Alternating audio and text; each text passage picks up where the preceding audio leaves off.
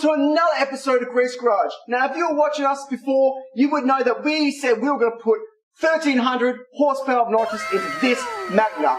Now, you would have seen people on YouTube get a bottle, spray it in like that, and make a whole lot of mess. We are not doing that. We are doing individual foggers so we can guarantee that we are getting the full 1,300 horsepower. You guys are going to want to come along and watch this episode so we get this car ready to blow up. Let's do it. So here we go, we're diving back into the mighty Magna. Now this 3-litre engine has been chilling for a whole year, and it sounds like it. So the first thing we're going to do is give this thing some love. And that means we're going to take it into the shed and we're going to give it a good service.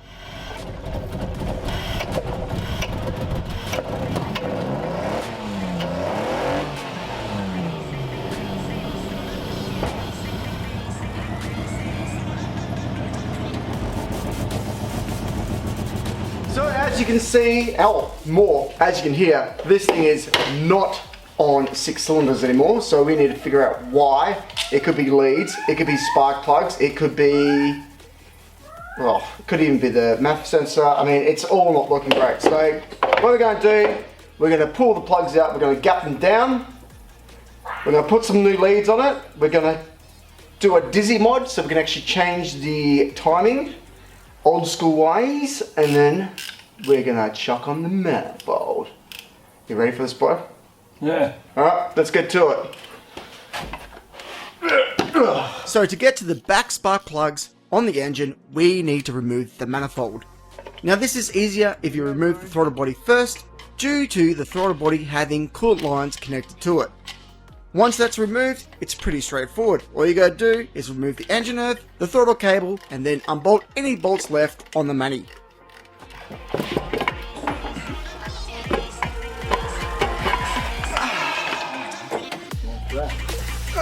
Blood down.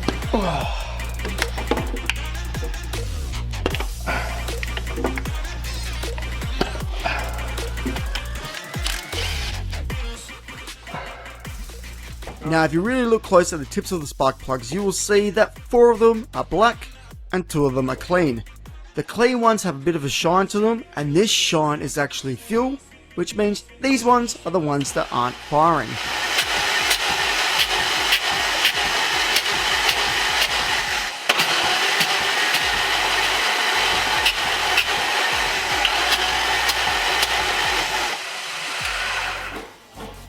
By the way, the injectors are disconnected before anyone says anything.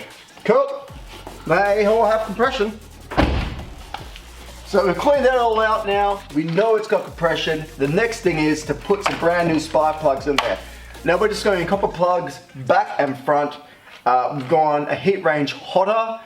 You normally probably go a heat range colder, but look, Christmas Eve, you know, there's not many stores open that we can get supplies from where I am. So this is what we're going to do. We're going to gap them down to about 0.7 of a mil, and then we're going to slap them in. Let's do it. If you're wondering why I'm gapping these plugs to 0.7 of a mil, it's because we are using this standard ignition system, but increasing the fuel and air in the cylinders by a lot. And this is a problem. We need to close the gap, so the standard ignition system has enough voltage to actually jump the air gap on the spark plug. I'm going to leave this link here that explains this a little bit better, but this is just a necessary thing that I need to do if I want this to even have a slight chance of working. Now guys, if you haven't been watching us or keeping up, the idea of this is we've actually got a 4-cylinder for it, and we are, what is this going in? We are, oh there we go. We're going to put a big turbo on it, and then we're going to send it. So that's why we don't really care what happens to this engine, or this engine bay, because the engine bay is red and the car is black. So this will be an upcoming thing, and I don't know what we're going to do with the car. Probably race it around Barbagallo maybe, or I don't know. We'll take it down to quarter mile with the 4-cylinder in it though. Oh yeah.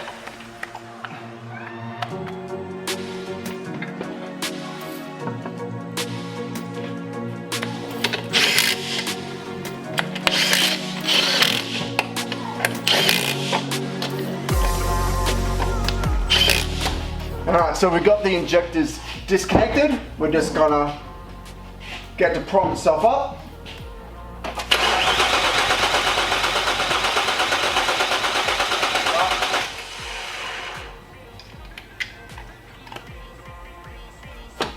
Go.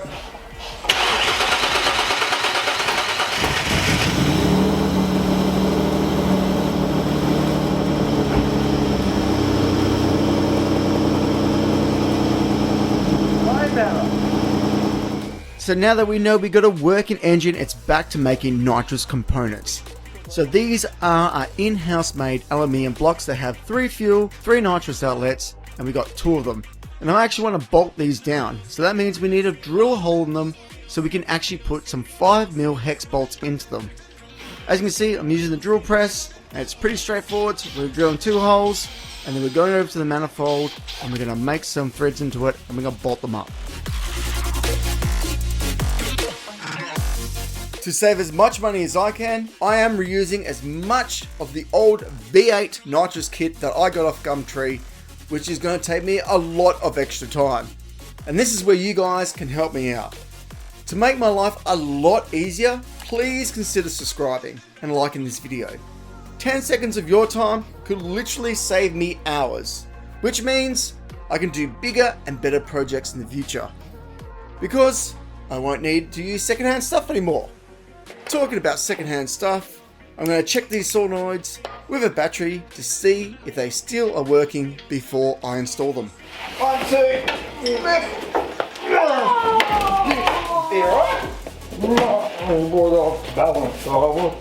Where are we going? Turn it on the way. Alright, so the hood is off. As you can see, we've got those foggers all connected.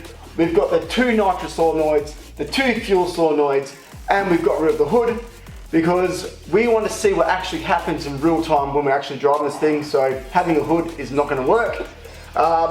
What we got to do next is the fuel system. That's the next thing. So we're going to explain that, and how it works is in the back, this is where the fuel actually gets pumped from. So we open up this flap, and under here is our fuel tank. We have a fuel pump underneath this little cap here, and our fuel feed line, and the return line is somewhere else in the tank. So from this return line, we go to the front of the engine via this feed that comes from underneath the car, and that feeds the engine. Now let's run over this a little quickly. So we've got the feed line that comes up here, runs into one fuel rail, wraps around, comes to this fuel rail, and then hits a regulator. So the whole point of this regulator is to restrict the fuel from the fuel pump. So as this is restricted, it's going to build up pressure in here, and that's how you get your pressure roughly around 43 psi. This is obviously governed by vacuum. As you can see, you've got a vacuum line here. So that will adjust as the engine is creating vacuum. It's going to be changing that pressure downwards and so on. Then what we got is the feed line. So anything that's left, the fuel is going to be fed back into the fuel tank, and it's just going to create a little circle. Now, we're going to tee into this and feed that nitrous system. That is definitely not adequate for this. It's just to have a bit of fun, because we don't want to use this engine at all. It's a 6G72, not the engine you want to be using when you're building a car. So this is just for a bit of fun, a nice way of getting rid of the engine, let's put it that way. So we're back to making parts. We need to feed a large volume of nitrous oxide to these 2 solenoids. Now the plan was to run dual nitrous bottles, but instead I'm making a Y piece out of scrap aluminium so I can run a large line from the singular bottle and split it to the 2 solenoids. This is a part I couldn't find, so my only choice was to actually make this. I'm using the same scrap aluminium I used to make the fogger blocks to make this Y piece. Once the aluminium was into a square shape, it was simple as marking it out, slapping it into the lathe, and chopping it down to make the Y piece. Once I had tamed the lathe, I used the drill press to drill the holes and the user tap to finish the job. Well, there you go. So we've got this all set up, ready to go. Now all I need is some fuel line and nitrous. Nitrous! Nitrous! There we go. Hey man, long time no see, how you been? Oh, that's good. Oh, thank you. Oh, 2 bubbles. Oh, yeah, nice. Oh, this one's really cool. Thank you. No worries. So did you get any line?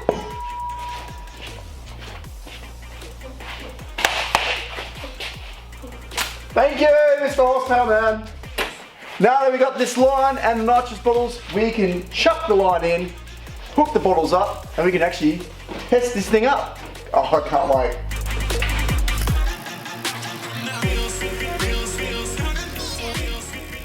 To keep this nitrous line from moving around too much, I'm welding on a little tube to this Y piece, so it's possible to actually fix this to the engine. I'm using compressed air to blow out any crap that's gotten into the piping and fittings, and then connecting the system up to do a pressure test. Once all the leaks are found and fixed, I move on to flushing out the rest of the components and get it ready for the new nitrous jets. Alright, so the moment of truth, it's all connected. I've bled all the lines. Let's see what 1300 of nitrous actually looks like.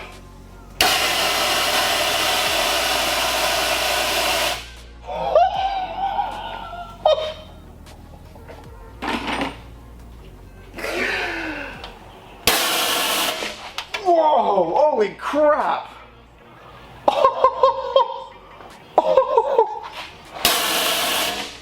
Far out.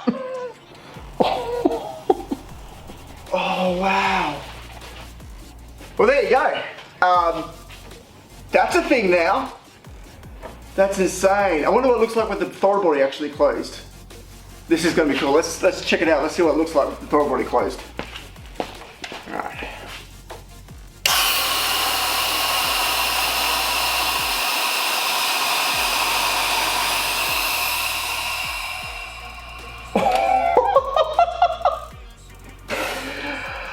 That is the sickest thing I've ever seen. Oh.